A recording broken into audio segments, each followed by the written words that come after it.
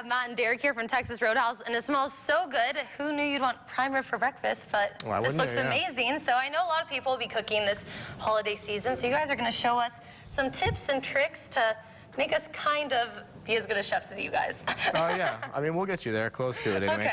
Okay. There's just a couple things that everybody should look out for when they're making prime. So we'll just kind of start from what kind of loin to look for, how to rub it, and then how to cook it. Okay, let's do it. So with the loin here, the first thing you want to look for, you want a nice, relatively thick loin, pretty universal in shape. Okay. And that way, when it slow cooks, it renders that fat down a little bit better.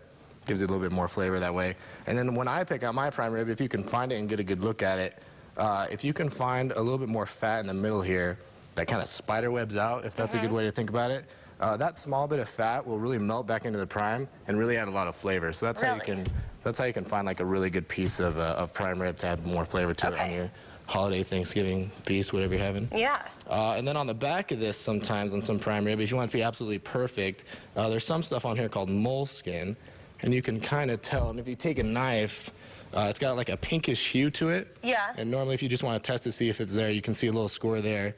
But then on the actual moleskin, you don't see any kind of score. So that's how you test it to see. That's how you can, if you're not sure what it is, yeah, you can take the back of the knife and then scrape it. And if it doesn't have any kind of score mark, that's going to be something that if you bite into, it's really gristly and chewy. So if you want it absolutely perfect, you can get that out of there. So once you're done with that, once you got a good loin, then you just want to rub it down. So over here we have our rub, which is just soy sauce, liquid smoke, minced garlic, and oil. Okay. Kosher salt, which is really important because it kind of just holds onto the prime rib a little bit better. You're kind of just mixing it together, right? Yep, you want to get a good mixture in there. It should feel like wet sand a little bit. Okay. If you get a good mixture. Kind of what it looks like, right? A little bit. It doesn't taste like it, but. Not quite. And then there's a little bit of sugar in there as well, which is important with any kind of marinade. It caramelizes and helps that sear on the outside of the prime rib. Really gets a good crust on it to hold in the rest of that flavor. And especially if you get one that has that more marbled fattiness I'm talking about that really holds in that flavor as well. So you want to get on all sides everywhere, of it, yeah, like, all sides. around. Especially on the other sides here. Because if you want end cuts, is what they're called, that's where the most flavor is for the people that really want to punch.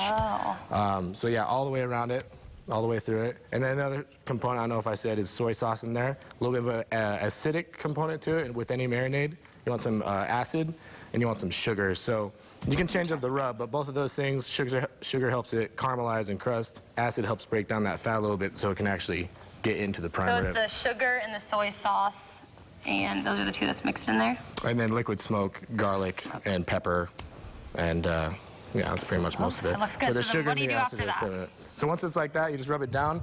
A good way to keep it marinated, you want to flip it over on the fat side, like this, and 12 to 24 hours is what you're going for. 24 is better if you want to wrap it up. But that way it just really gets absorbed in there, really breaks down the fat a little bit, and then when you get a good sear on it, it's going to be a little bit better that way.